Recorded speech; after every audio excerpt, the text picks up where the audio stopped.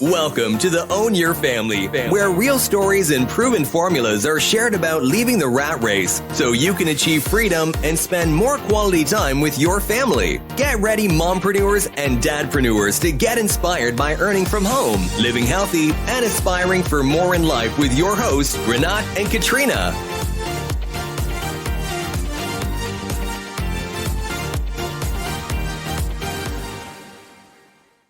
Own Your Family. It's Renat. In this episode, we will be talking about how to build a life and a business outside the conventional 9 to 5.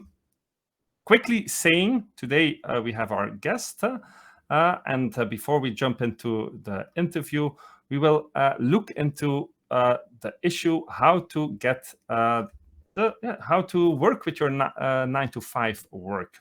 So some people believe that you have to choose between starting a business and a family, or working 9 to 5 and your family.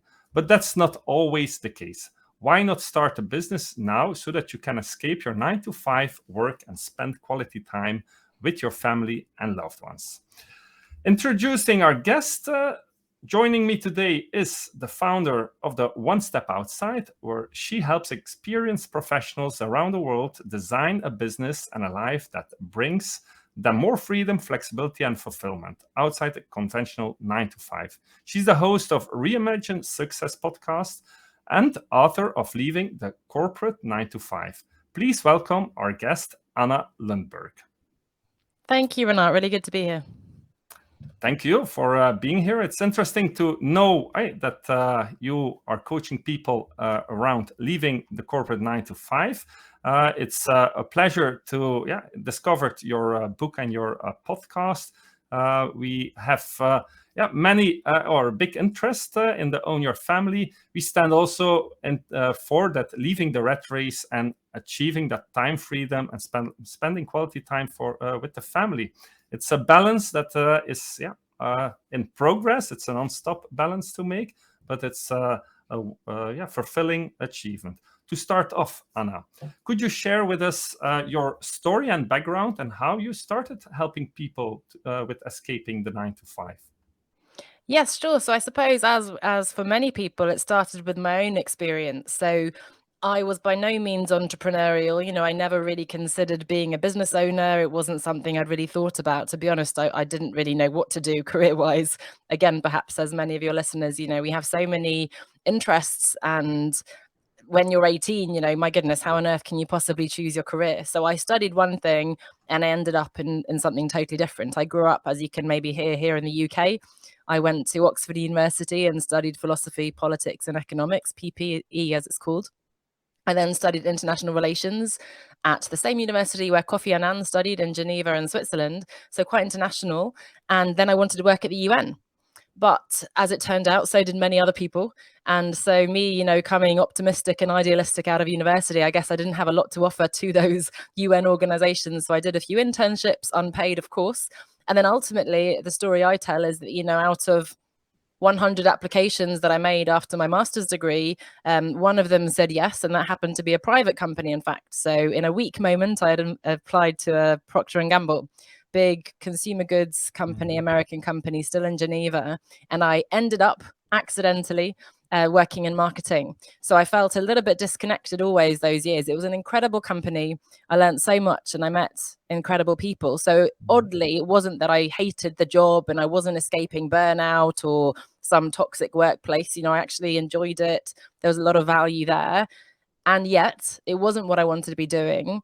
And I had this craving, I suppose, for, as I said, more freedom, flexibility, and fulfillment. I wasn't really thinking about family, I have to admit, at the time. So this was back in 2013.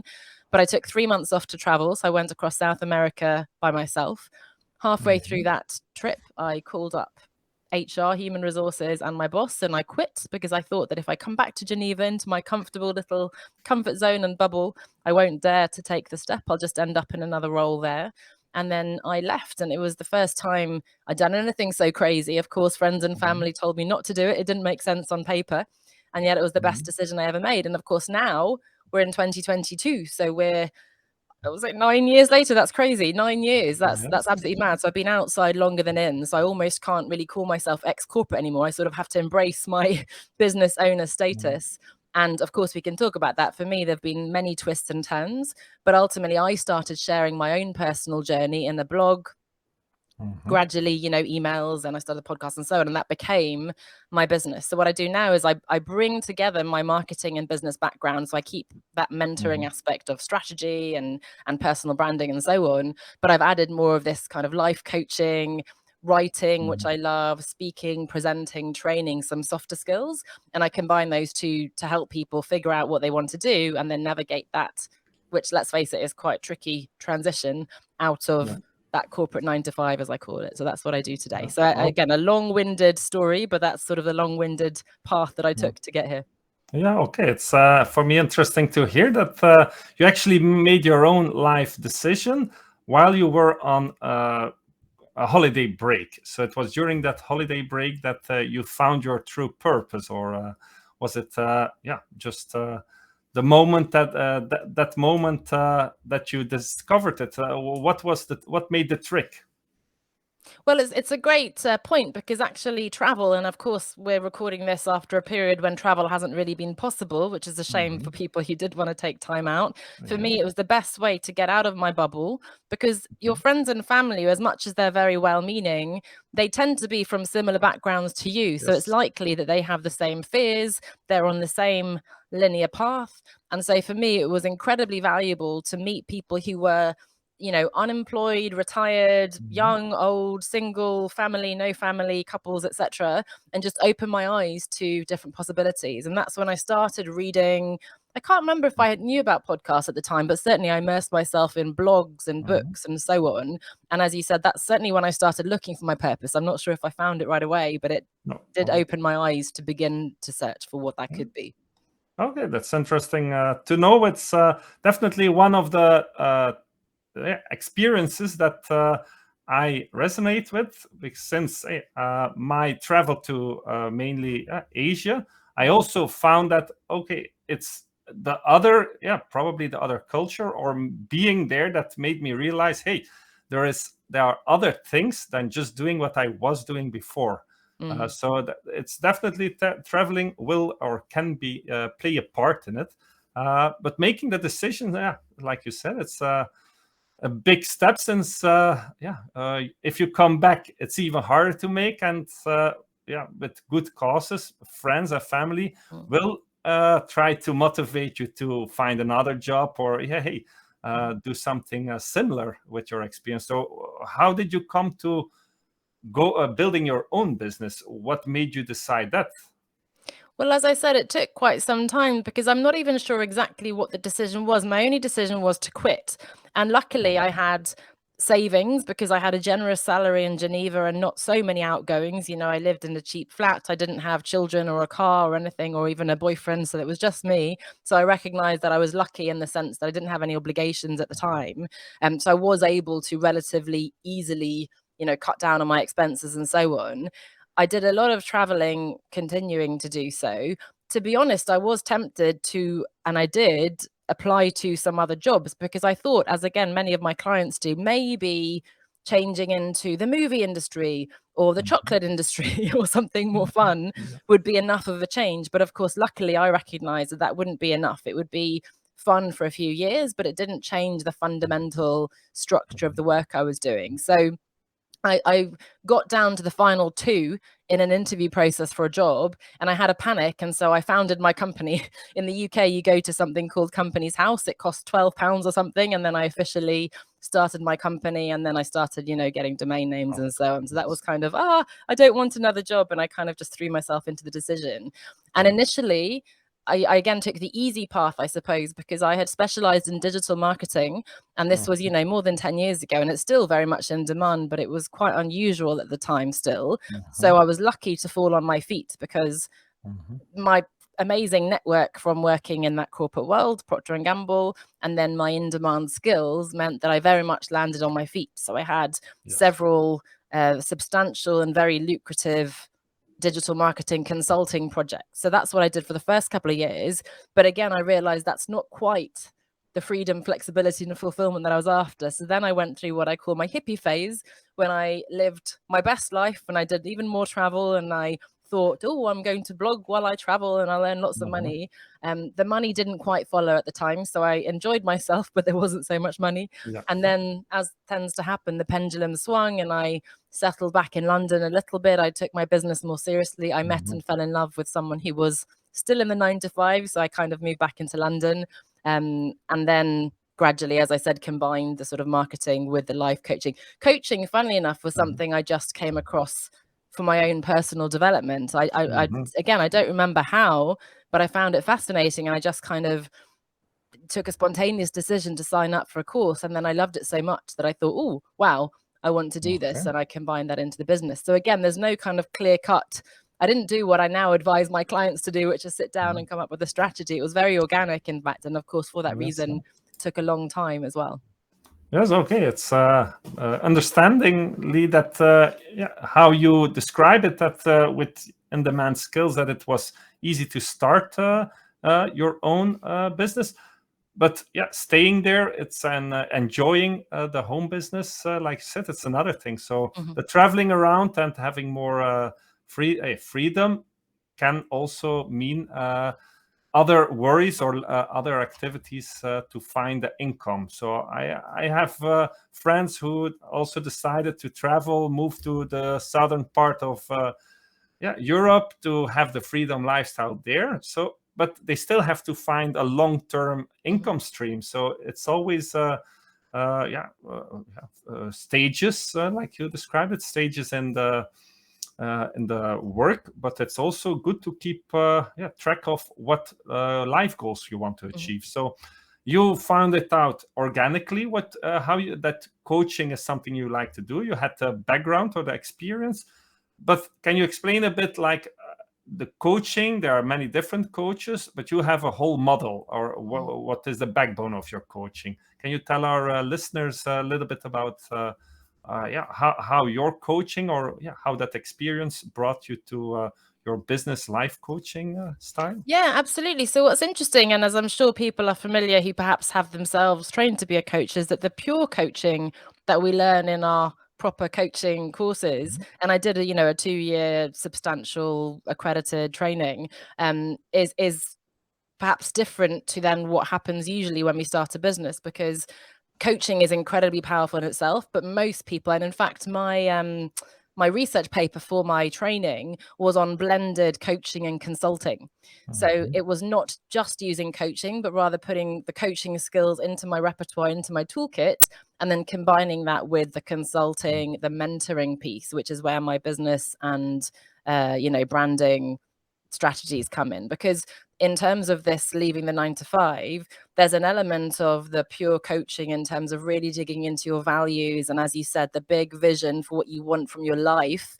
And that's really important, not just what I want from my career, but really big picture, thinking of your purpose and all these things. However, then that's all well and good. Then I need to know, okay, how do I build an audience? What's the right business model, and so on. And that's where there's more of a mentoring element that comes into it. So as we were just talking, and as you said, there are different stages.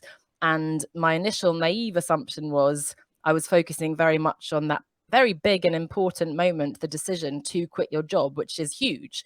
And if you're at that point now, that's the only thing that matters. But what we realize once we've left the 9 to 5 is that the next stage is to stay out of the 9 to 5. And that's where it gets trickier, right? Because that's when you're tempted back to a job. As you say, you need a long-term income stream. Not, you may have, like me, had some success initially, but making it a lifestyle, a long-term proposition is very different. So now I've come up with, and again, it developed over the years of working with individual clients, and now in my group programs, I have a model which is 5 pillars of building that life outside the 9 to 5, and that combines the life coaching, like I said, in the big picture with some really concrete strategy. So happy to go through that, but don't want to keep talking too long. So let me know if you want to dig into that. But that's the framework that I use now.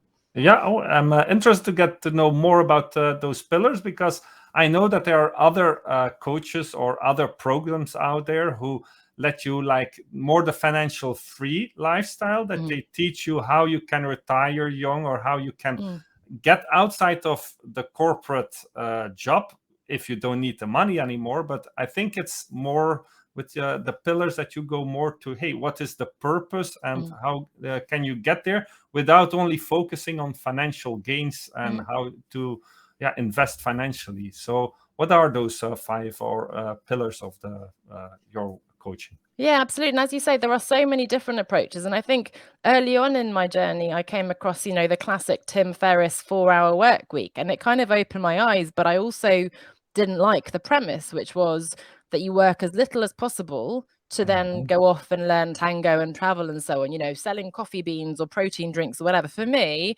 I'm quite motivated and hardworking, and I enjoy my work. And I think we get a lot of fulfillment from career ambitions and so on. So for me, it's about, as you say, combining that career fulfillment, doing meaningful work, using my skills, enjoying the work, but also then having the financial security and ideally financial freedom. And I think a lot of business coaches will teach, hey, this is how you do a group coaching program, or this is the model you should follow. And I take it a step back and say, hang on a second, what is it you want your life to look like? And then we can choose the business model that's going to support that. So the 5 pillars, and I'll go through just top line, and then you can let me know if you want to double click. But the first one is, in fact, as you said, the name of my podcast, which is Reimagining Success.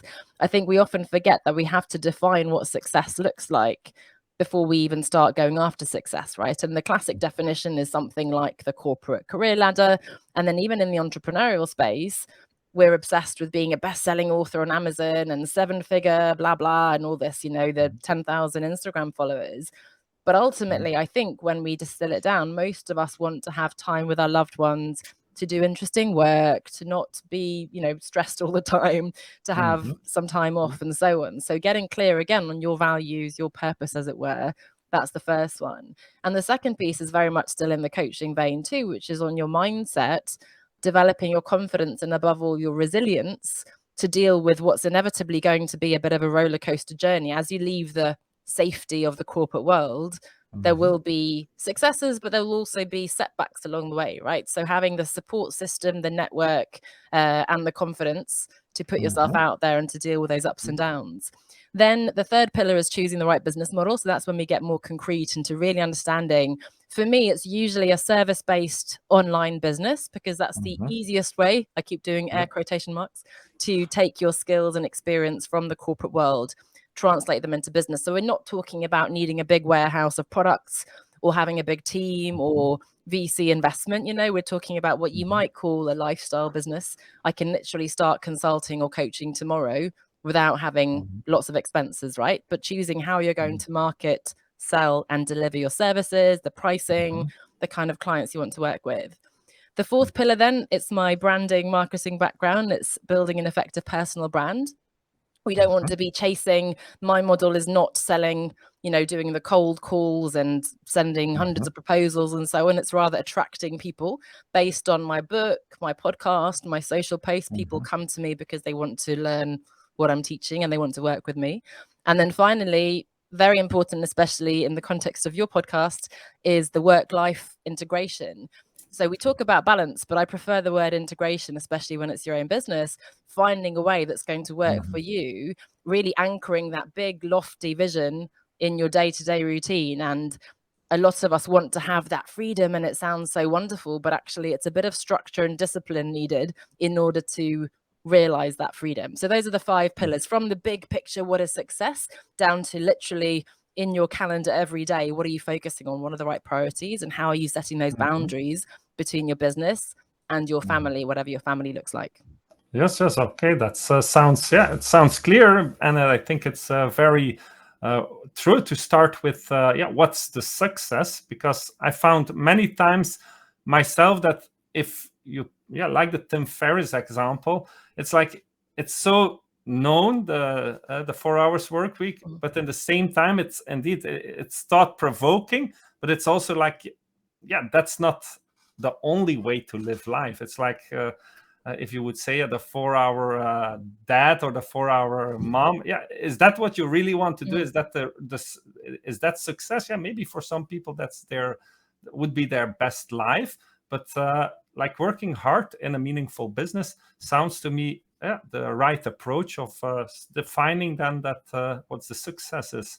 And you so it's a good way to start. And I like your idea that you say it's not just a balance to make, it's an integration between work and the family, or work and the family. That's an integration, because it's I think something that continuously, it's a daily base, or it's not something that is ever finished, especially with us with 2 young children, 1 and 3 years old. It's days, weeks, months change, the children change, and you just see that the working together, or the producing of the podcasts and the information, just keep on changing. It's like going with the flow and allowing that with the ups and downs, and accept that it's changing.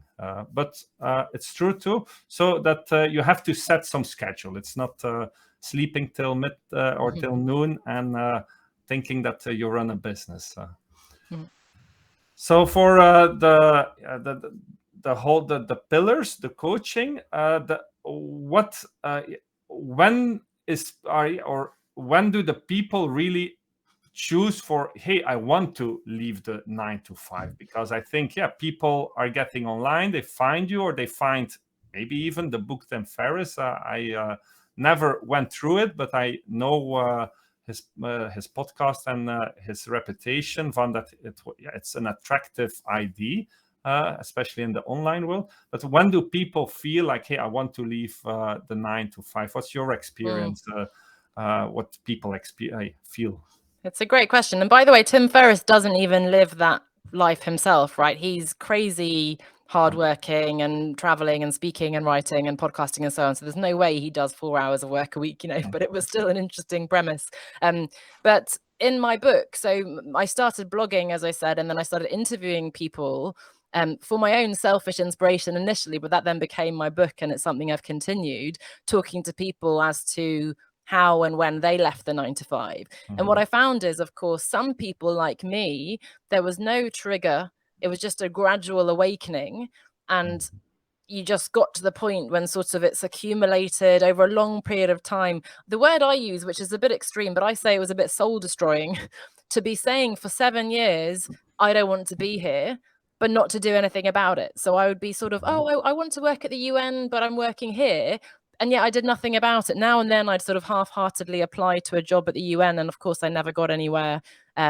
So for me, there's this misalignment with, I want to be here, I'm here, and I was doing nothing to take action. And as we said, traveling was the trigger that to me jolted me out of that comfort zone, and everything came together in a perfect storm. To be honest, from a personal perspective too, for me, a lot of my good friends around me had either left Geneva because it was a very expat-y place, or they had all, my 3-4 best friends had all married, moved to the suburbs and had 2 children. And I was single. And for me, I just felt like it's quite small here. I need to go and meet more people. And this is not quite, right on a personal level too. So for some people like me, it's a gradual awakening. Some people will reach burnout. And again, in my book, there are several people who are forced to stop because they reached that point that physically they couldn't continue. Of course, in some cases, they're made redundant, which is then that you're again forced. But often, funnily enough, people say, I was glad because I hadn't had the courage to take the leap myself. And now I've kind of been pushed, especially if you're lucky to get a kind of package that then gives you some financial safety and so on, right? So in my experience, it varies very much. Again, what I advise and what we work on, we usually work on a 1-year period towards actually taking the leap. And that assumes that you have made the decision that you want to do. And then, of course, alongside a full-time job, maybe you already have a family, you've got your hobbies, you've got keeping fit and everything else that life throws at you. Yes. It's a big ask to also build a business alongside of that, right? So the safest way is to try to build it while you're still in your job. But of course, you reach a point where there's not much more you can do, because if you've only got a few hours here and there, you can do a lot of the background work of working out what you want to do. You can start planning and strategizing, but there comes a point, there's a pivotal moment where you have to kind of decide, hopefully, if you can go down to part-time and make the transition gradually. Otherwise, you do have to take the leap and then hope, as they say, that the parachute will open, or hope that you'll land on something. So there's always a certain leap of faith needed. Yes. But of course, ideally, you have an idea of what you want to do, and you have that structure that's going to help you transition a little bit more smoothly. Yes, okay. So that's indeed the transition, and the coaching is focused on 1 year period. Like, it's not the short-term program of 30 days and I get you there. It's a long-term program that you actually, what a real coach do, look from a way of coach from an overview perspective, and see like what you like, help the person make the decision on the right time and be there for the coaching to the right steps. I think it's very important because it's a step that we in our family also know, that it's always, do we start taking more hours in the job or more responsibilities in the job? Me and Katrina, we also have our jobs that we do full-time and part-time, run next to our home business, and we are indeed also like always tempted, or people come, hey, can you do that for us? Would you like to participate a bit more in this activity?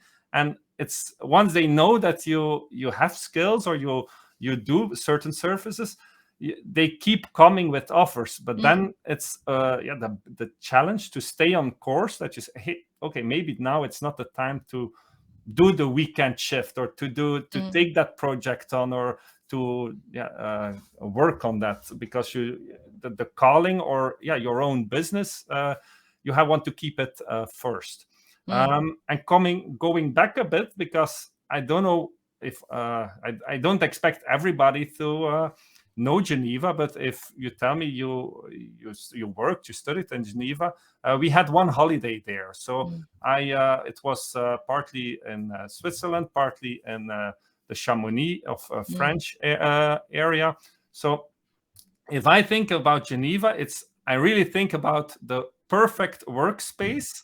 To like, it was so idyllic, perfect clean, perfect mountains. Was kind of summertime, or definitely late spring, beautiful weather that we were. So it must be even more it must even be harder to leave a work area like that. Or how do you how is it? Because sometimes people are in a, they call it a golden cage, or a beautiful place that they know, hey, it's beautiful, but I'm still not fulfilled, or I'm still not feeling deep happy inside, or deep fulfilled inside.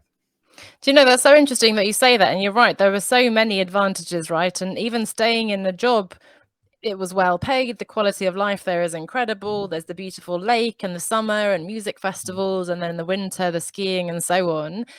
Funnily enough, I saw 3 of my best friends in Barcelona a few weeks ago, went for the weekend. One of my friends said, look, my life is amazing.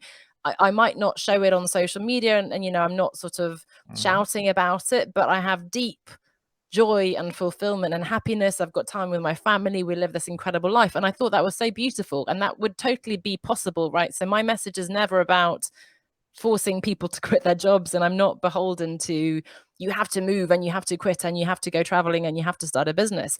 If you are finding that balance, getting a decent salary or even a generous salary, having enough time off that they're allowing you to work from home, which more and more companies thankfully are doing, and you have the holidays and, you know, company car and all those benefits, if that's what you want and that's ticking all the boxes for you, that's amazing. Where the problem arises is, as you said, when you're not feeling fulfilled. I had a client the other day who is working way too hard and for too little money.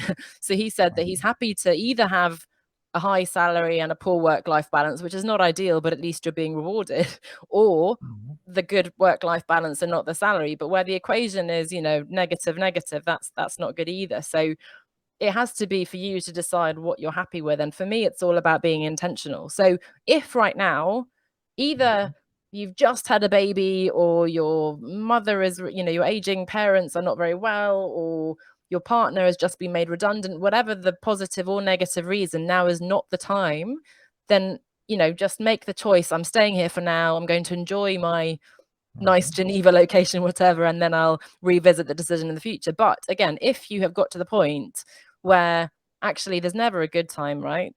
And there are push reasons, as I call them, toxic workplace, poor work-life balance, a bad boss, whatever that looks like, and so on, as well as pull reasons, I really want to have more time with my family, or I want to start a family, I want to do more fulfilling work, I want to fulfill that kind of entrepreneurial edge that I have, then at least explore it. Nobody, again, is going to, even me at the end of this program, I don't say you have to quit your job now. And I've had a couple of clients who've chosen not to, and they've decided instead to, in one case, write 2 novels, in another case, follow some other hobby and pursuit and change to a different company. So it's just about doing it with intention and being strategic and creative in designing your life and business as you want it. And that could be perhaps staying in a company for now, at least.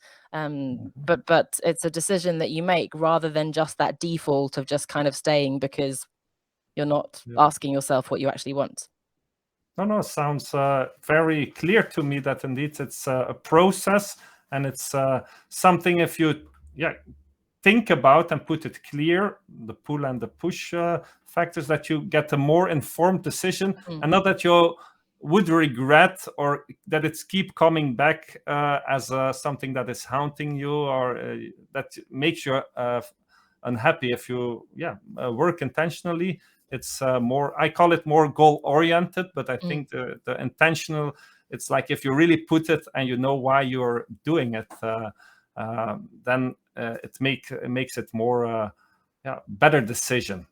For the whole coaching, it's interesting for me mainly to see that you advise people to have a coaching for a long-term process, because I am a bit not surprised about, but most of the times I see those short-term coaches.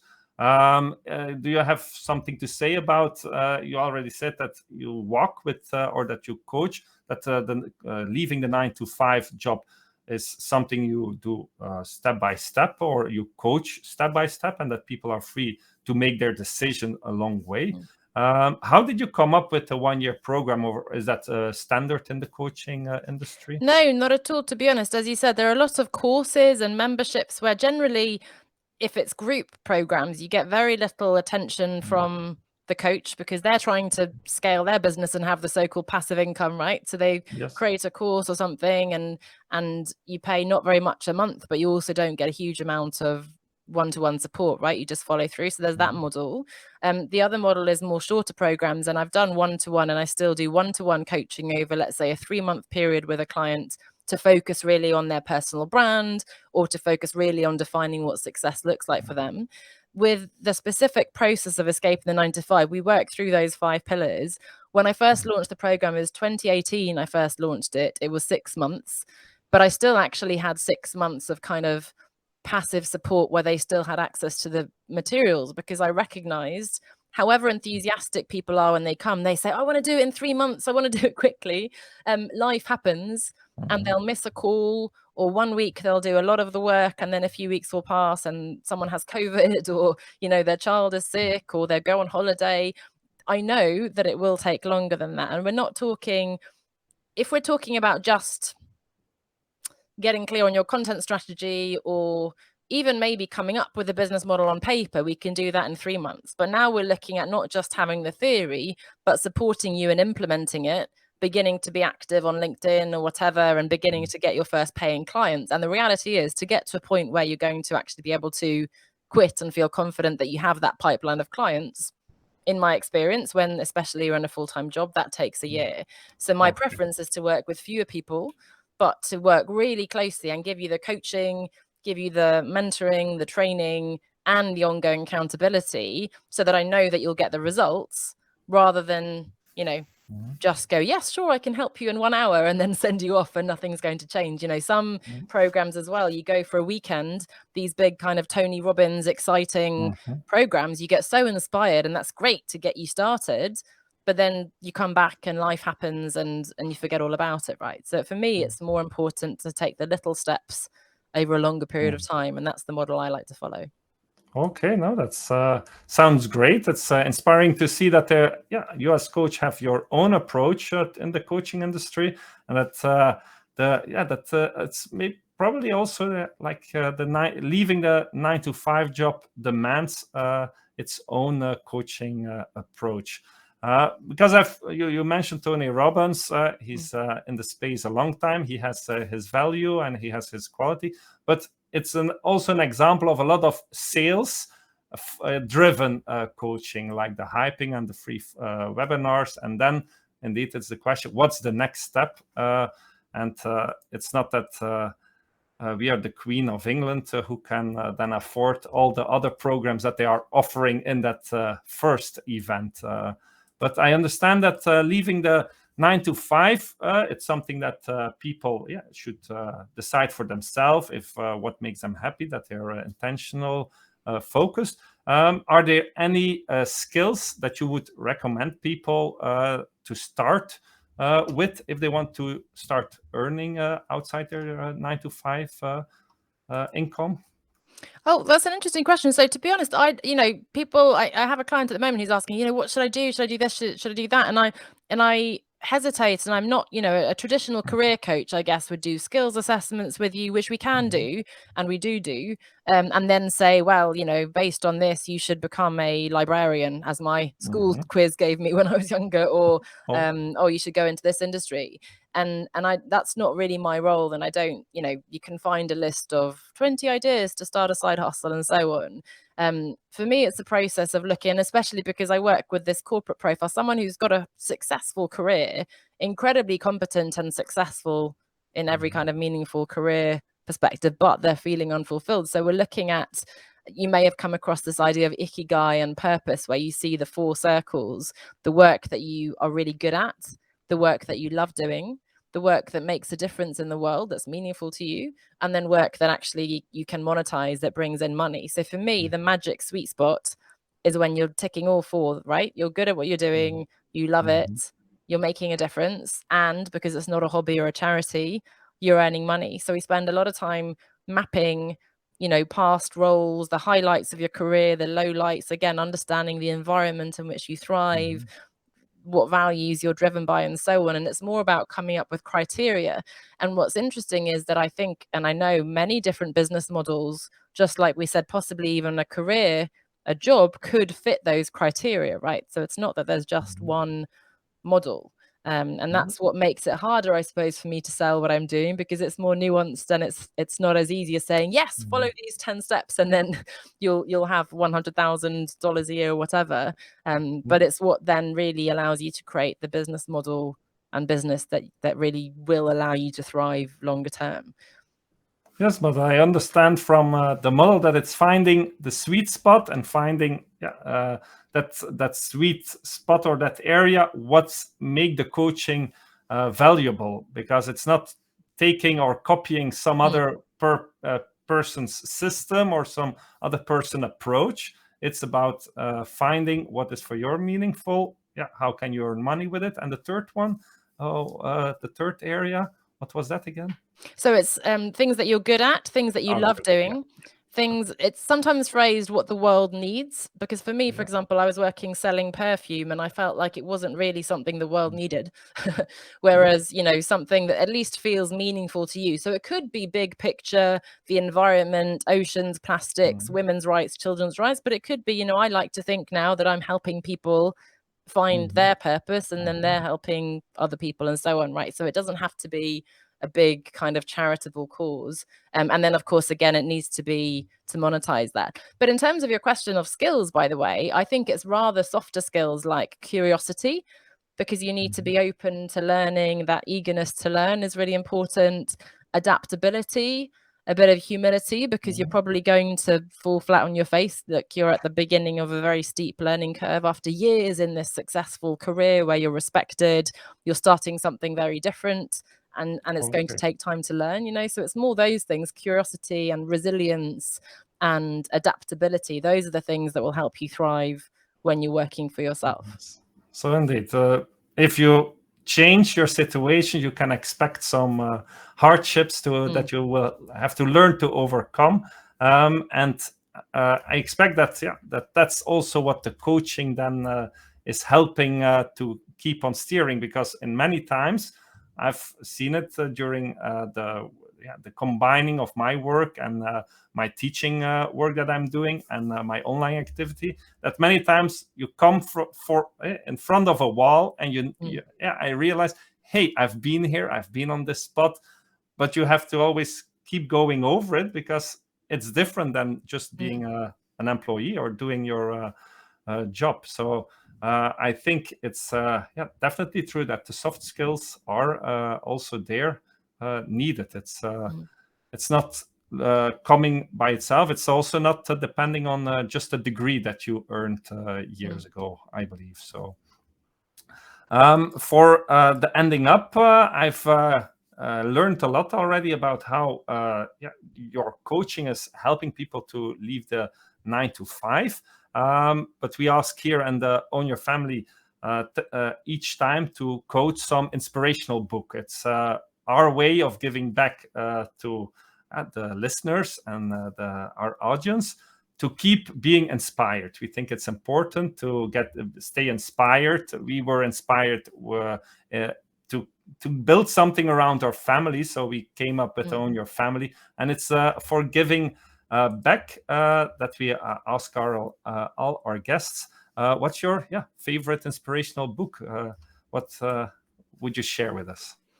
Gosh, there are so many, of course, but the one that comes to mind is a recent one that I read, which is The Long Game by Dory Clark.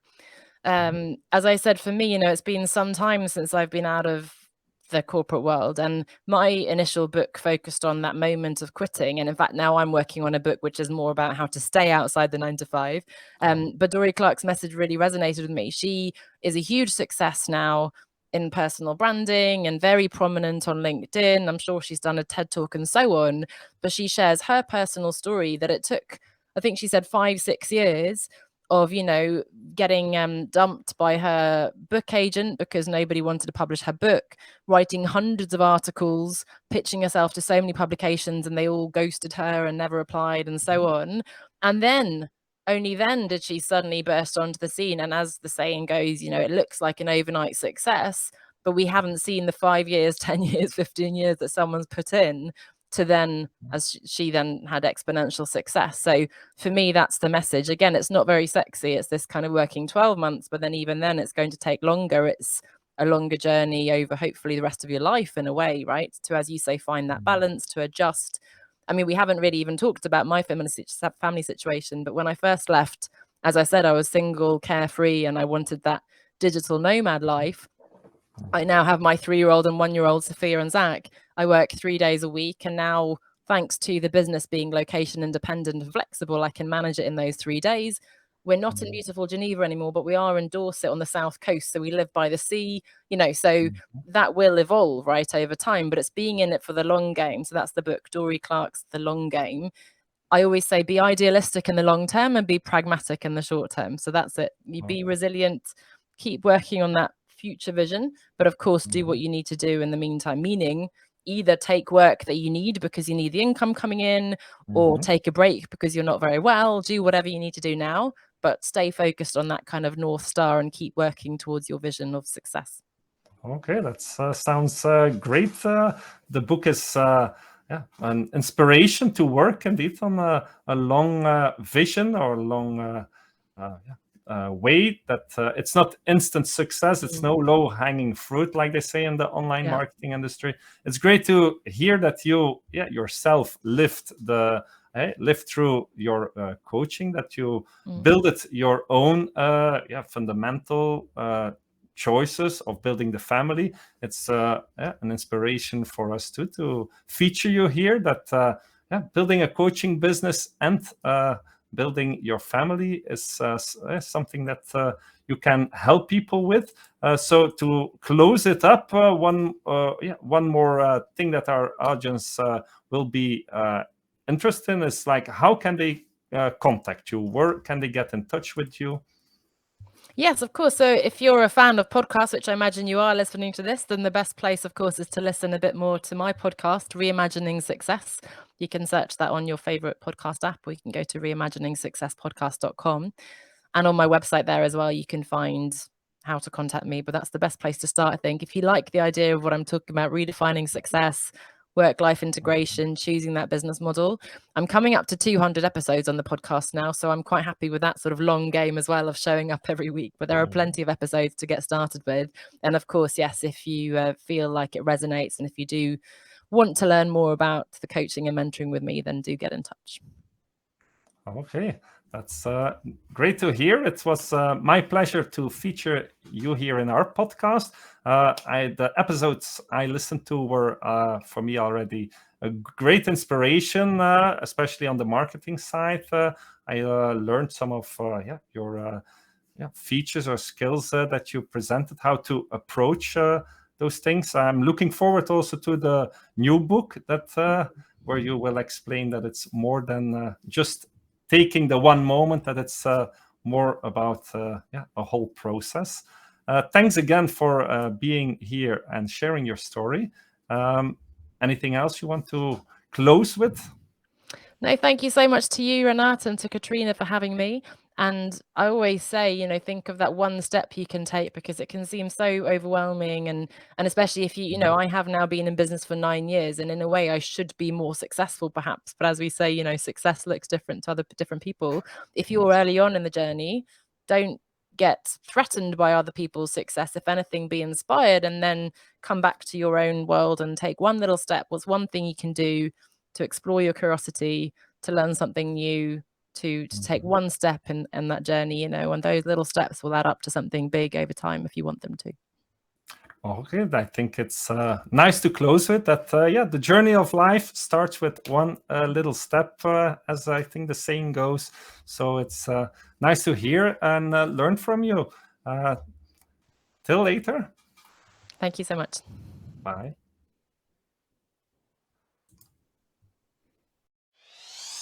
Thanks for listening. Join our online family by signing up for your free account at www.ownyourfamily.com and begin your journey to freedom. Want to get there faster? Book a strategy call with us at ownyourfamily.com/book a call. As always, be sure to leave a rating and subscribe to our podcast and channel so you never miss a future episode.